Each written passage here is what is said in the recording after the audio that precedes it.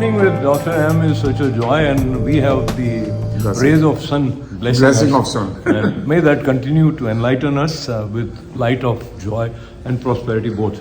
Thank My you. wishes to all of you to have a great life. सेवा, शिक्षा और स्वास्थ्य का यह पथ मैं इसे और भी दृढ़ता से अपनाऊंगा।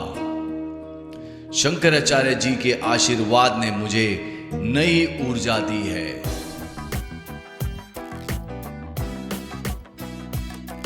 It's a privilege and honor on the streets of New Delhi, sitting with one and only Dr. M. Raja Rishi ji. So Raja Rishi ji, Dr. M has lived life in a way which is quite unique. And presently, while you are looking at beyond 100, and last time I met you at Varanasi, you were talking about inspiring NRIs to return to India. How do you feel about your success so far on that front? The point is this, that you have to prepare as you go above 75 or above 60, that where are you going to die? Because it's important that you plan your death, and you should be at the top of your career when you die.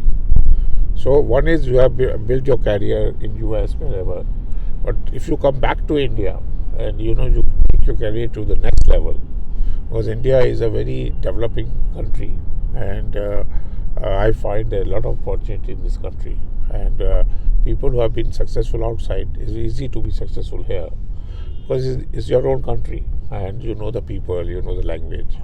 So I feel that it's much easier to make money here. So I decided at the age of 75 to come back.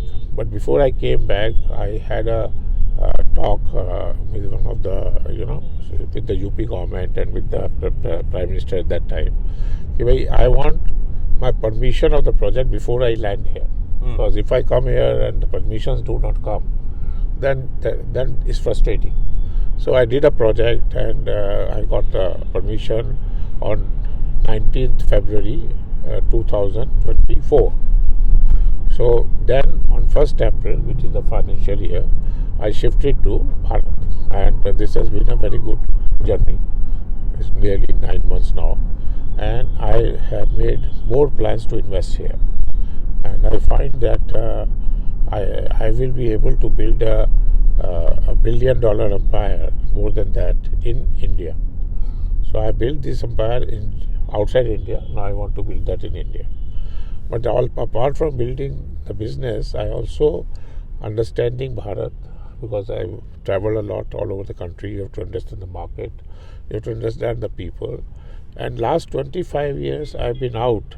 The whole population of Bharat has increased by 50%. Because 50% of the people in Bharat are below 25. That means they were born after I left India. So that's a very amazing situation where you are working with a lot of youth, and these youth are all educated well. They speak English language, global language. They are very tech savvy. They use iPhone, and during COVID, a lot of them studied on iPhone, through the mobile phone, through the smartphone. So they have experienced through COVID a total transformation of India to make it tech savvy, make it IT savvy, make it AI savvy. And this has COVID has been very good from that angle. So when the school closed, the teaching still went, and they all paid the fees also. So what happened is that was the very big training in the sense, and India is ready for taking its position in the global platform. And I think this is realized by especially people in US, and they feel that Indians have done so well outside. Our ITs, our IIMs, our AIMS, all these big institutes in India, where there's a big rush to get in, and it from 1 to people get in 1 in 10,000 or something. So once you have these high quality people in the country, then you have the people, you have the cost is low. So it's not a big rocket science to feel that you can make money in India. All the global companies are here, everybody is here, and it will also change your life in the way that you will be able to live beyond 100, in my view, provided you lead a healthy life, you avoid pollution, if not outside, inside where you live, or live in a place which is less pollution. So these are a few of the things. If you do and you have a good habits, you can live beyond 100. Talking about good habits and talking about Purushartha, which are part of Indian way of living, Dharma, Artha, Kam, Moksha, Purusharthas, and I hear from saints that now new generation or the modern people, the way they are looking at growth, they are not paying enough attention on Dharma and Moksha aspect. More attention is being given to Artha and Kama. So let us begin with the most interesting of these four Purusharthas, that is Kama. So your take and views about the Purushartha Kama and the meaning that you take from it.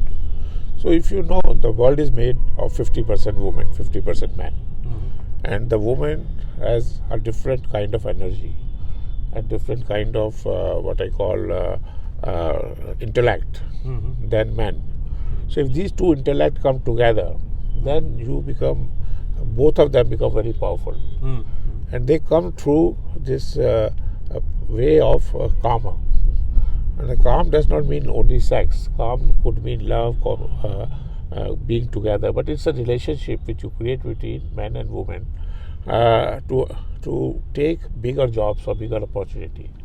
And Kama has always taken a big place in the Indian thinking, and even Adi Shankaracharya has written a lot on this. Even you see Khajuraho temple and some of them, where how the woman is satisfied and also the man is satisfied. Woman takes more time to satisfy, a difficult way to satisfy it, but there are ways to do it, and that's why the Kama Shastra is also there. So I think it's important, this relationship, a happy relationship between man and woman is very, very important for the other three, Dharma, Artha and Moksha. Because then you are able to live a satisfied life of a human being, which is there. Talking about a happy relationship between a man and woman, and then remembering Lord Rama and Ekapatni Vrata, and talking about the way character is perceived, and then also looking at the psychological aspect where there are certain taboos, as people say, in Indian society, etc.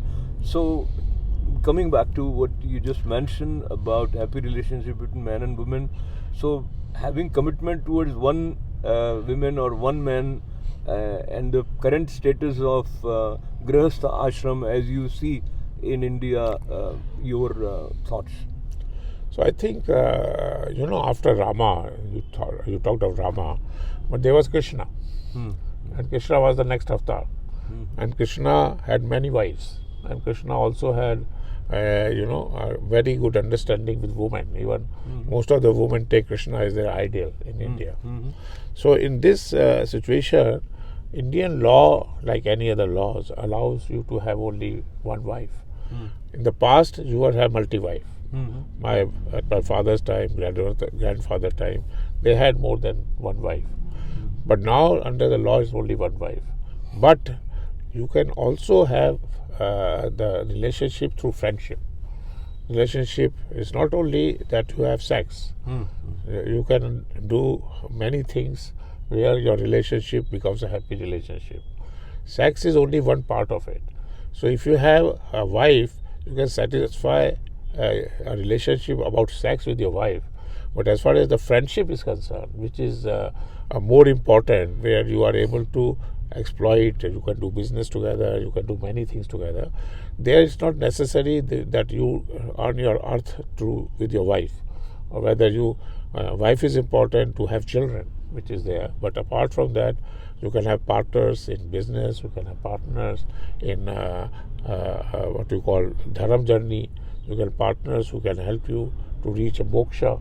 So this is not something to do with husband-wife. This is something to do with the relationship between man and woman, which energize both of them. That's very important. That you feel a relationship helps you to grow and helps you to have more energy, so that you can with big vigor do your job, and that comes when both of you have the same aim and they have same understanding.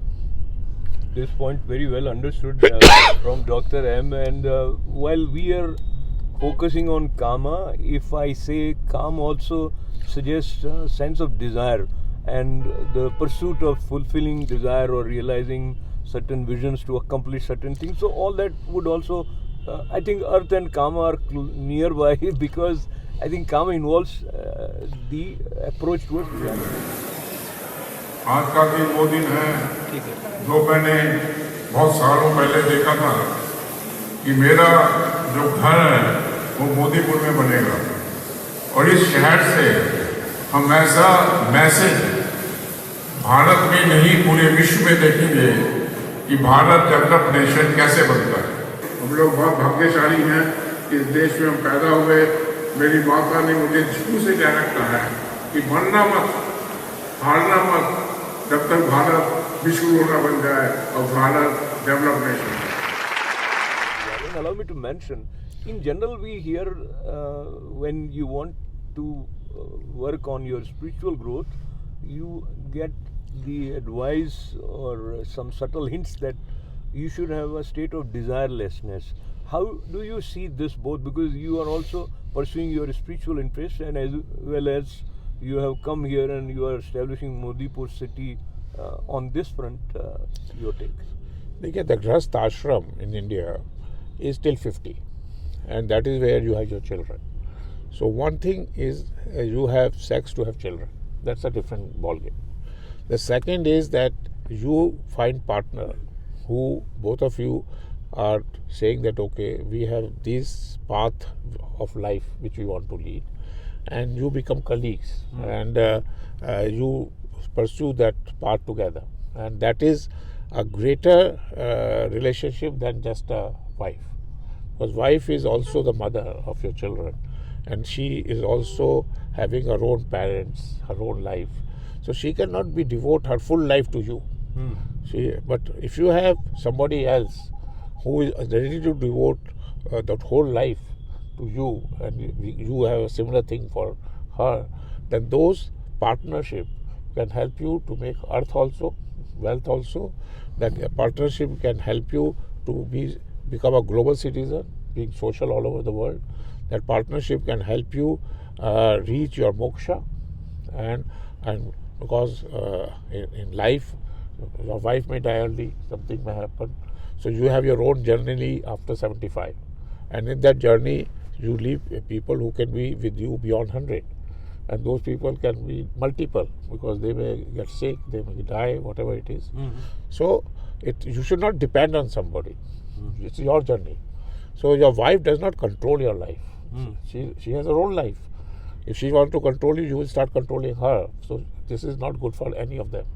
So both of you should have that understanding. Ultimately, you have to die alone, and you have your own moksha. She has her own moksha. She has her own path. Before the marriage, she was born because of her own work in the last life. You are born because of your last life. It's only during marriage when you are already around 25.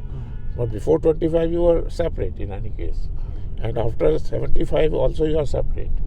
And after 60, 50, you won't own one place where you become one with the global thing, where you may have wife with you or you may have friends with you. Let me rephrase, or rather the extension or the other part of my question relates to having the will to, let's say, come back to India and work on projects like Modipur city as you are doing.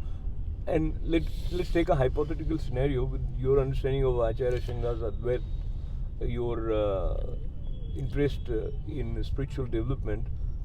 One scenario could have been that Dr. M would decide that I have enough money and I just settle down and totally devote myself towards inner journey of through meditation, or so not be as involved, as dynamic, as action oriented as you right now are. So what is the difference that gives you the seed of coming up with new ideas, innovative ways of making things happen, etc.? Your experience which you get does not die with you. Even if you gain more experience, but you don't leave the past experience. You can live the past life, but your knowledge remains with you. And that knowledge which you get from the spiritual life also adds to your materialistic life. So you have the knowledge of both, and you can keep using both knowledges. But the key is to keep your mind working. You know, you have this big problem of what they call of dementia and all these things, because you're keeping your mind not busy all the time. The mind has to work virtually all the time. Even if you sleep, the mind is still working. So human body does not require rest. Human body is to be continuously use their effort. That's why it's called Purusharth, for all the four things, even for the moksha, even for dharam. So all things are required this body. Without this body and without this mind, neither you can do dharam nor moksha. So the main thing is how to live a full life where you are using your mind full time. And that will only happen if you keep adding things on your mind, not subtracting. So what you have learned, use that, and what you more learn, use that. So when I came to India, I got this title of Raja Rishi, where they said you have a materialistic wealth, you are like a king, but you also are Rishi because you are pursuing the spiritual side of it. So it's a balance. The life is a balance of both. And if you have balance, then only you get happiness.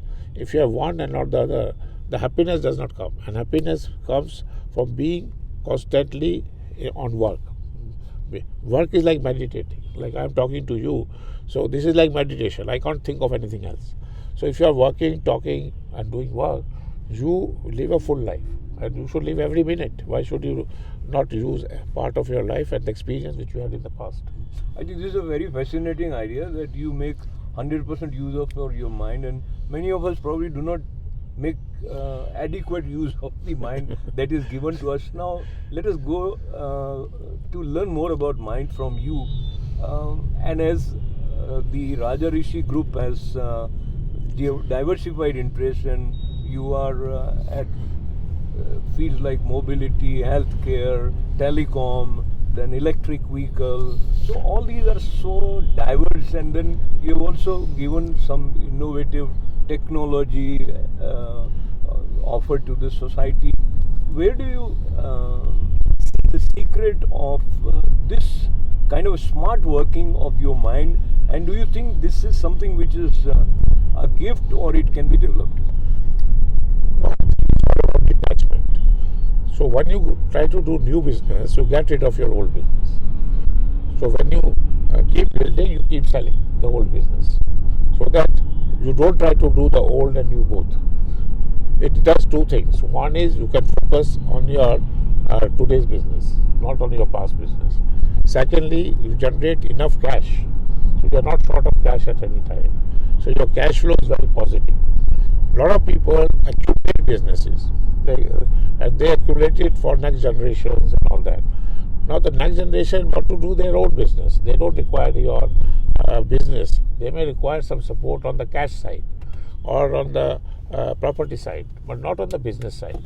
So you have to detach yourself with your past business. So I've sold most of my business of the past, including telecom, including Xerox. A lot of business my outside India I built. So that gives me enough cash to build new business. And now I'm doing new business where I'm using a new technology of building a city where I am using reinforced concrete and things like that, which is not used in India. Plus I'm building in the medical side, long life, longevity, where we have businesses where we make you people to live beyond 100, to find your diseases much early than it was detected earlier. So we diagnose people who have no symptoms, and on that basis we detect your cancer, your heart, your any kind of disease, and we treat it. Because earlier you catch the disease, you can treat it. If the disease you let it live in your body, it becomes you die because of that. So there are a lot of fatal diseases which has to be corrected as they happen, and we have a company for that also. So I am getting all new businesses, and the old businesses you talk about, I have sold them, and that gave me enough cash. to do the new business. So you have to be detached with the thing. So I built a new house, which you saw in one Pratyaya Road. I'm selling it. I built another one.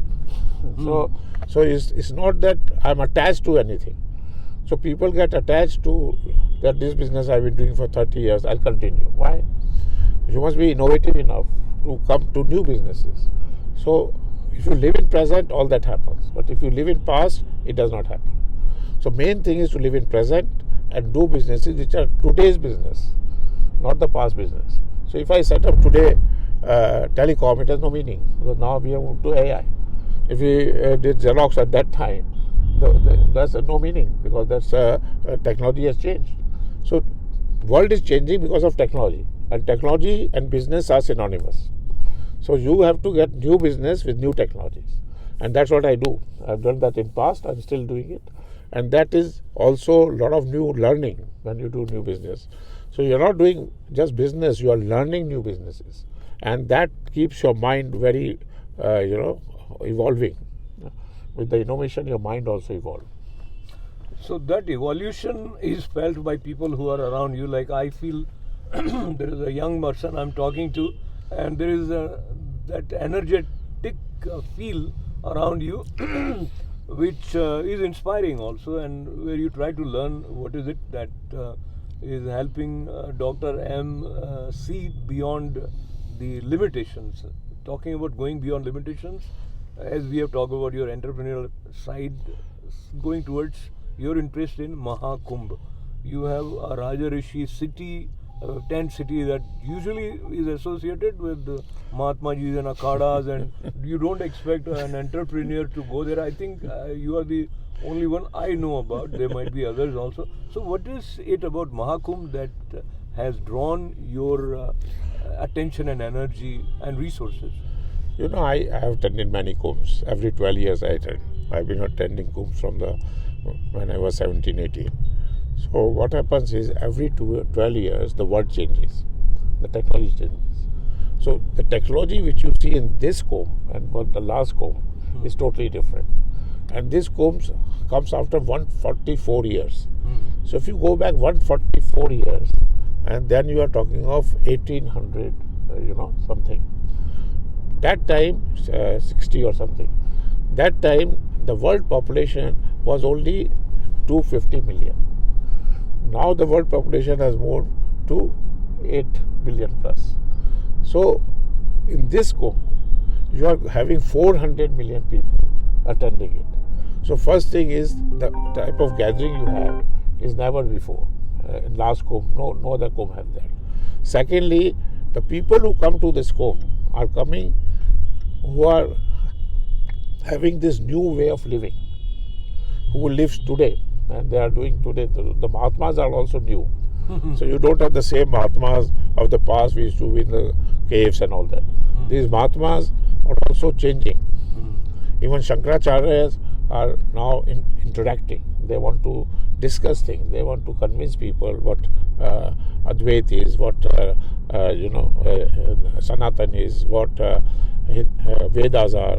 So now these have become common things. They are all in English. Vedas are in English. All literature of Shankaracharya is in English. All literature of the past in English. So communication has become very easy.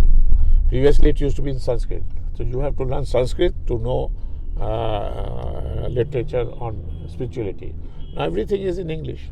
So there is no issue. So I tell people, if you want to discuss in Sanskrit, talk to Shankaracharya. If you want to talk in English, talk to me. You will get same answers from Shankaracharya and me, but in different language. So looking at your answer on Advaita as we conclude, finally, how do you see you are practicing Advaita philosophy in your own life? So I have realized this over time that the real visible God is Sun. So there is a relationship between Sun and human, and that relationship means that you are constantly in touch with the God, because if the God is Sun and you are living a life, every morning you see, every evening you see. So the point is this: you feel that in your body there is what they call is a certain gap which they call soul or Atma. So either you make it alive, otherwise that hole is filled with wrong things. And this hole I fill with the sun, which is God. That way my body is full. It has no negativity in it. For negativity to come in, you have to leave part of the body empty. And that, if you put that God in there, then your body is full. Then there is no a negative place for negativity. Because body has to be filled. It is not just material. It is material and what they call the empty space, which they may call Atma or soul or anything. So how do you fill that that in your body? And that is where I think the key question of connecting with the God is. And also I feel God is real. God is not something which is imaginative. Because a lot of people feel, is God there, not there, I have not seen God. How you define God?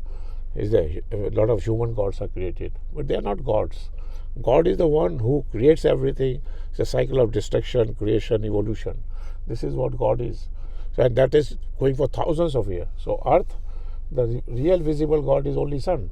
So if you take that, then you can fill your inside with light.